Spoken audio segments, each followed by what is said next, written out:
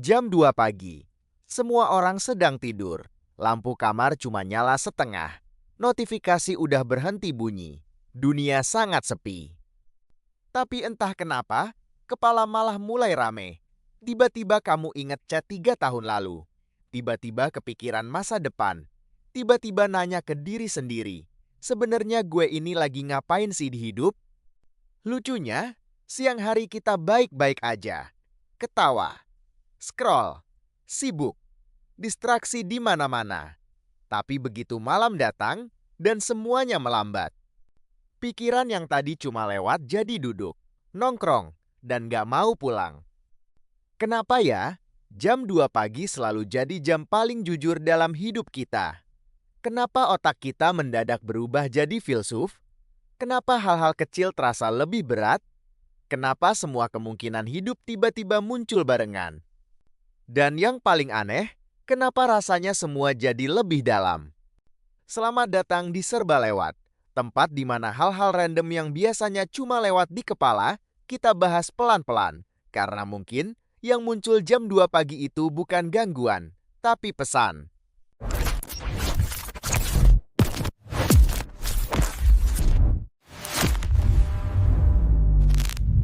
Secara ilmiah, malam itu waktu di mana distraksi menurun. Nggak ada kerjaan, nggak ada tugas yang harus langsung dijawab. Nggak ada suara dunia yang minta perhatian kita. Dan justru karena sunyi itu, otak mulai membuka file yang siang tadi ditunda. Siang hari kita sibuk bertahan. Malam hari kita mulai memproses. Siang kita bereaksi. Malam kita refleksi. Otak manusia itu unik. Ketika stimulus eksternal turun, aktivitas internal naik. Makanya tiba-tiba kita jadi suka mengulang percakapan lama, mengkritik diri sendiri, membayangkan masa depan ekstrim, menyusun skenario yang belum tentu terjadi. Jam 2 pagi itu kayak ruang meeting pribadi antara kamu dan versi paling jujur dari diri kamu sendiri. Masalahnya, jam segitu emosi juga lebih sensitif. Hal kecil terasa besar, hal biasa terasa dramatis, dan pikiran yang harusnya ringan jadi terasa berat. Bukan karena hidupmu kacau, tapi karena malam itu memperbesar volume suara di dalam kepala. Dan ketika sunyi terlalu lama, yang terdengar cuma isi pikiran sendiri.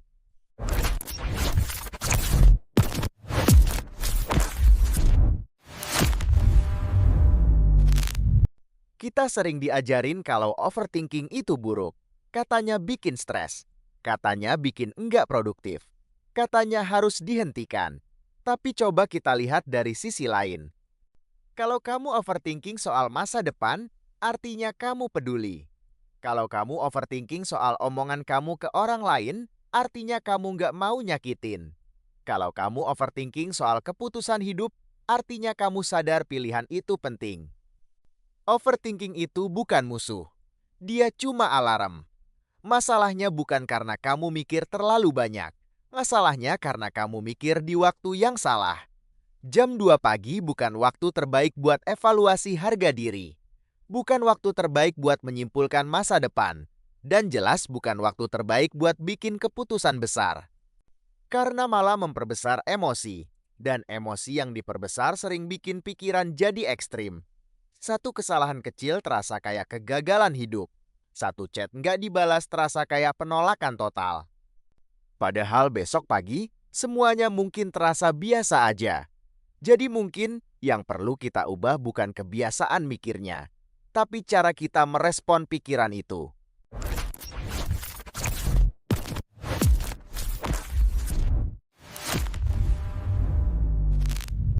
Kalau jam 2 pagi pikiran mulai rame, jangan langsung dilawan. Karena makin dilawan, makin keras dia ngomong. Coba dengar sebentar. Coba tanya, kenapa pikiran ini muncul? Apa yang sebenarnya lagi gue takutin? Apa yang bisa gue kontrol dan apa yang enggak? Kadang yang kita butuhkan bukan solusi, tapi validasi. Validasi bahwa kita capek. Validasi bahwa kita khawatir. Validasi bahwa kita manusia. Cara yang paling sederhana adalah coba kalian tulis, catat di notes atau di buku kecil. Biar pikiran itu pindah dari kepala ke kertas. Karena kepala itu tempat berpikir, bukan tempat menyimpan semuanya. Dan yang paling penting, jangan percaya semua yang kamu pikirkan jam 2 pagi. Tunggu sampai matahari terbit. Karena perspektif sering berubah ketika cahaya datang.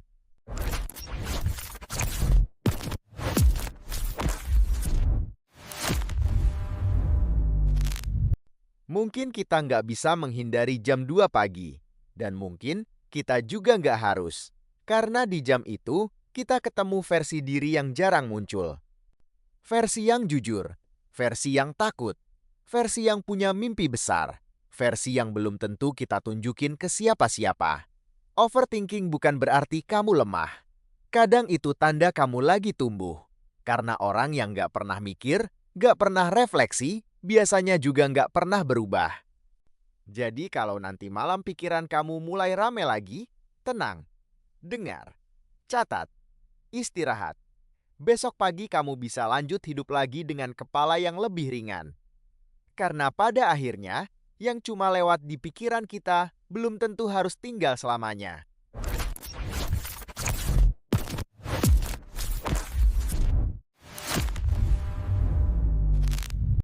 Kenapa hal receh bisa viral banget?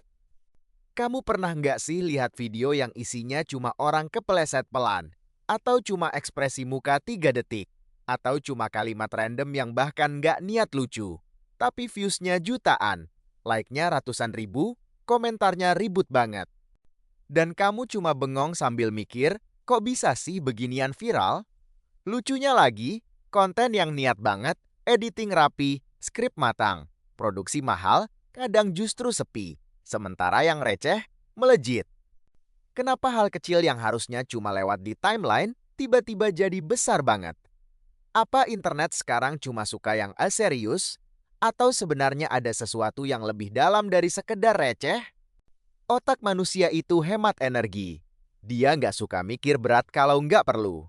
Makanya konten sederhana sering lebih mudah masuk. Nggak perlu analisa, nggak perlu konteks panjang, nggak perlu mikir 2 kali. Langsung ngerti, langsung reaksi. Hal receh itu cepat diproses. Dan di dunia yang isinya ribuan informasi per detik, yang cepat sering menang. Kita hidup di era scroll. Dan di era scroll, yang bertahan bukan yang paling dalam, tapi yang paling cepat dipahami. Makanya ekspresi lucu 3 detik bisa lebih kuat daripada video 10 menit penuh insight. Bukan karena insight-nya kalah, tapi karena perhatian manusia itu terbatas. Dan yang receh itu nggak minta banyak dari kita. Cuma 3 detik, cuma 1 reaksi, cuma 1, lucu juga. Dan kadang itu cukup. Tapi ada hal yang lebih penting dari sekadar simple, relatable. Konten receh sering viral bukan karena lucunya luar biasa, tapi karena banyak orang merasa, gue banget. Ketika satu orang upload hal kecil yang ternyata dialami ribuan orang, ada rasa koneksi. Dan manusia itu haus koneksi. Walaupun cuma lewat layar. Video orang awkward, video orang gagal ngomong, video orang salah tingkah. Kenapa itu viral? Karena kita semua pernah ada di situ. Dan ketika lihat orang lain mengalami hal yang sama, ada rasa koneksi. Ada rasa lega. Ternyata bukan gue doang. Dan perasaan gak sendirian itu kuat banget. Kadang yang viral bukan kontennya, tapi perasaannya. Kita sering mengira viral sama dengan terbaik. Padahal belum tentu. Viral itu campuran dari timing, algoritma, mood internet hari itu, dan sedikit keberuntungan. Ada konten bagus yang gak pernah dilihat. Ada konten biasa yang meledak. Dan itu bukan selalu soal adil atau enggak. Internet itu bukan panggung meritokrasi. Dia lebih mirip lautan. Kadang ombaknya angkat kamu tinggi, kadang enggak. Tapi hal receh punya satu kelebihan. Dia enggak berat. Dan di dunia yang udah berat, orang cari yang ringan. Jadi mungkin yang kita sebut receh itu bukan enggak berkualitas. Cuma berbeda fungsi. Bukan untuk dipikirin, tapi untuk dirasain sebentar dan lewat. Jadi kalau nanti kamu lihat video receh viral lagi, jangan langsung mikir, internet makin aneh. Mungkin itu cuma bukti bahwa manusia tetap butuh yang sederhana, butuh yang ringan, butuh yang bikin senyum sebentar. Karena nggak semua hal harus dalam, nggak semua konten harus mengubah hidup. Kadang cukup bikin ketawa 5 detik. Dan di tengah dunia yang penuh tekanan, 5 detik itu berarti. Mungkin yang receh bukan musuh kualitas, mungkin dia cuma bentuk lain dari hiburan. Dan mungkin yang terlihat cuma lewat di timeline, sebenarnya sedang jadi momen kecil yang menyelamatkan hari seseorang.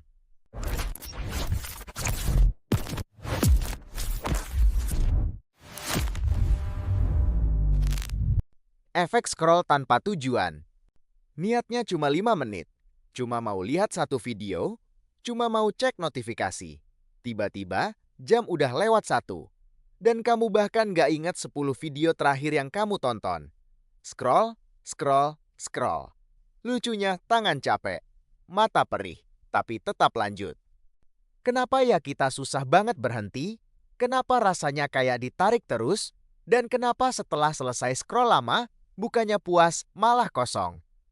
Otak kita suka hadiah kecil. Setiap video lucu, setiap info menarik, setiap hal baru. Dikit-dikit kasih dopamin.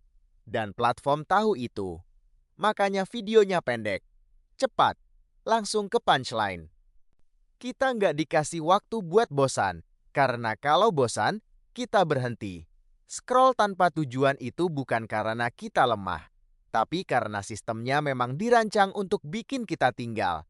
Dan semakin lama kita tinggal, semakin sulit pergi. Kadang yang bikin kita terus scroll bukan karena kontennya menarik, tapi karena kita takut diam. Karena kalau berhenti, pikiran mulai ngomong lagi tentang kerjaan, tentang hubungan, tentang masa depan. Scroll jadi distraksi paling mudah. Lebih gampang lihat hidup orang lain daripada mikirin hidup sendiri. Dan tanpa sadar, kita lari. Bukan kemana-mana, tapi menjauh dari diri sendiri. Setelah 1 jam scroll, kenapa rasanya nggak puas? Karena kita konsumsi banyak, tapi nggak menyerap apa-apa. Cepat masuk, cepat hilang, otak capek, tapi hati nggak terisi. Scroll tanpa tujuan itu kayak makan junk food mental. Enak sebentar, tapi nggak mengenyangkan. Dan yang bikin lebih aneh, kita tahu itu. Tapi tetap ulangi lagi besok. Mungkin kita nggak harus berhenti total, tapi mungkin kita perlu sadar. Scroll boleh, tapi jangan sampai kita hilang. Karena waktu nggak terasa lewat, tapi tetap berkurang. Dan kadang yang cuma lewat di layar, diam-diam ngambil banyak waktu.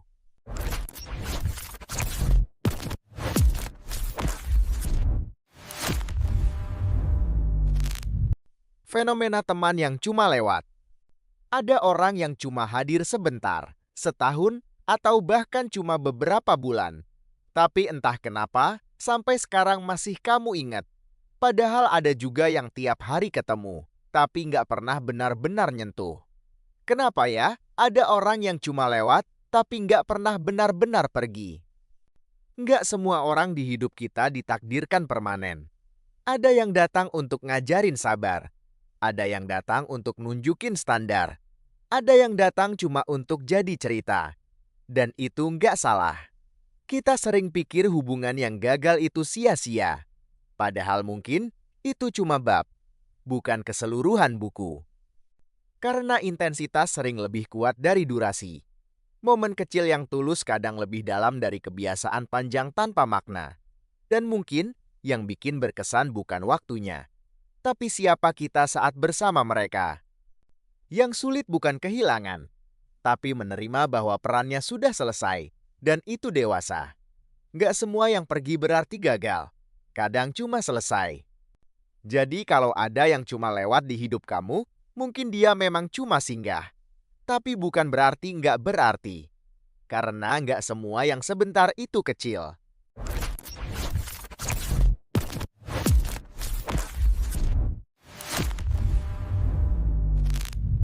Kenapa kita lebih jujur di internet? Di dunia nyata, kita jaga sikap, jaga nada, jaga ekspresi, jaga image. Tapi di internet, tiba-tiba berani banget.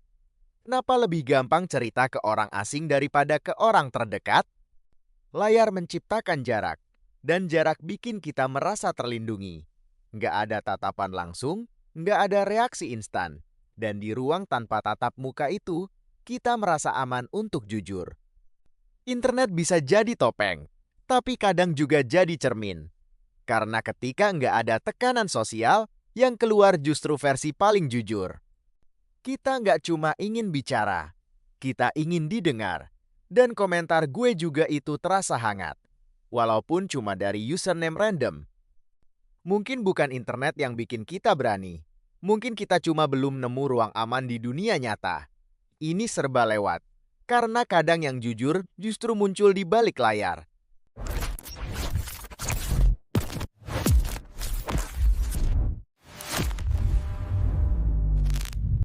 Kenapa lagu lama tiba-tiba enak banget? Tiba-tiba satu lagu lama keputar, dan dalam 5 detik, kamu balik ke tahun tertentu, ke tempat tertentu, ke versi diri yang berbeda. Kenapa musik sekuat itu? Otak menyimpan memori bersama emosi, dan musik itu pemicu paling kuat. Satu nada bisa buka pintu lama. Kadang bukan lagunya yang bikin enak, tapi momen di baliknya. Orang yang ada saat itu. Perasaan yang dulu belum rumit. Nostalgia itu campuran manis dan perih. Kita tahu nggak bisa balik, tapi tetap senyum. Mungkin itu kenapa lagu lama terasa lebih dalam, karena dia bukan cuma suara, dia kapsul waktu. Ini serba lewat, karena kadang yang cuma lewat di playlist ternyata nyangkut di hati.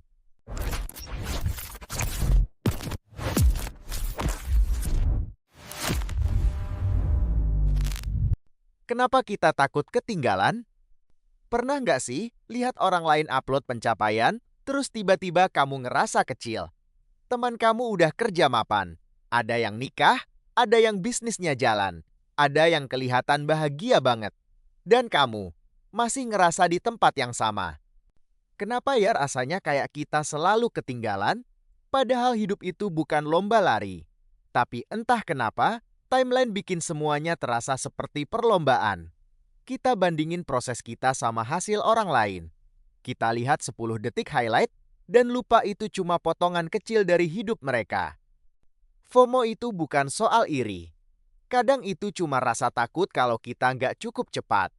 Padahal tiap orang punya timeline beda.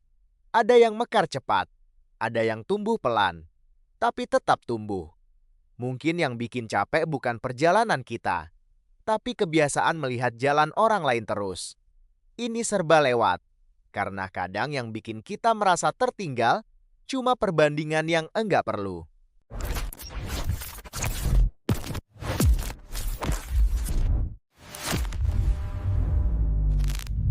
Kenapa kita suka menunda padahal tahu penting? Kamu tahu tugas itu penting. Kamu tahu deadline makin dekat. Kamu tahu harus mulai sekarang, tapi tetap nanti aja. Kenapa ya kita sering nunda padahal sadar itu penting?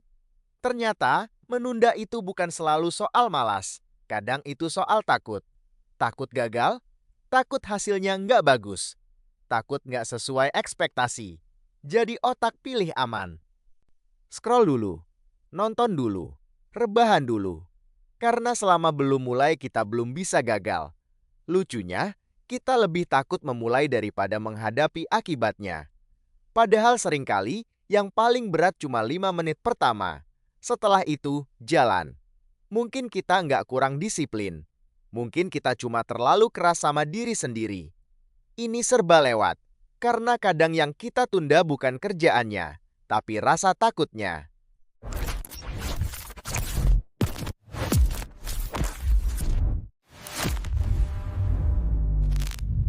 Kenapa kita sering merasa nggak cukup? Pernah nggak ngerasa? Udah berusaha tapi tetap merasa kurang? Udah capek tapi tetap merasa nggak cukup? Di dunia yang serba cepat ini, standar terus naik. Selalu ada yang lebih pintar, lebih kaya, lebih menarik, lebih sukses.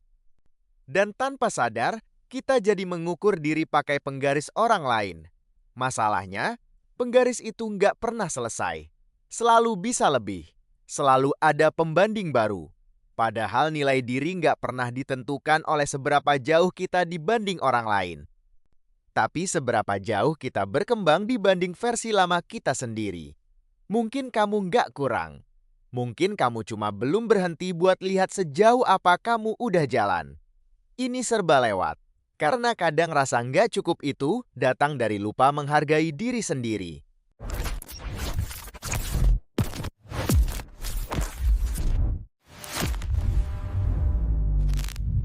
Kenapa kita sulit buat bilang enggak? Ada yang minta tolong, padahal kamu lagi capek. Ada yang ngajak pergi, padahal kamu pengen istirahat. Tapi tetap jawabnya iya. Kenapa ya bilang enggak itu susah banget? Kadang bukan karena kita mau, tapi karena kita takut mengecewakan. Takut dibilang enggak enakan, takut dijauhi, takut dianggap berubah. Jadi kita bilang iya ke orang lain tapi bilang enggak ke diri sendiri. Dan lama-lama capeknya numpuk. Batas itu bukan egois. Batas itu sehat. Karena kamu nggak bisa terus jadi tempat semua orang bersandar kalau kamu sendiri nggak punya tempat buat istirahat. Belajar bilang nggak, bukan berarti jahat. Itu berarti kamu tahu kapasitas. Ini serba lewat. Karena kadang yang perlu kita tolak bukan orangnya, tapi tekanan untuk selalu menyenangkan semua orang.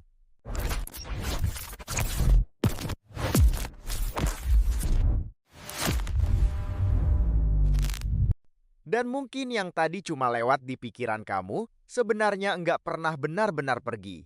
Kadang kita cuma butuh berhenti sebentar buat sadar artinya. Ini serba lewat. Tempat hal-hal random enggak cuma numpang lewat. Kalau kamu relate, tulis di komentar. Kalau enggak, ya mungkin cuma lewat. Sampai ketemu di hal random berikutnya. Jangan lupa like, komen, dan subscribe. Sampai jumpa.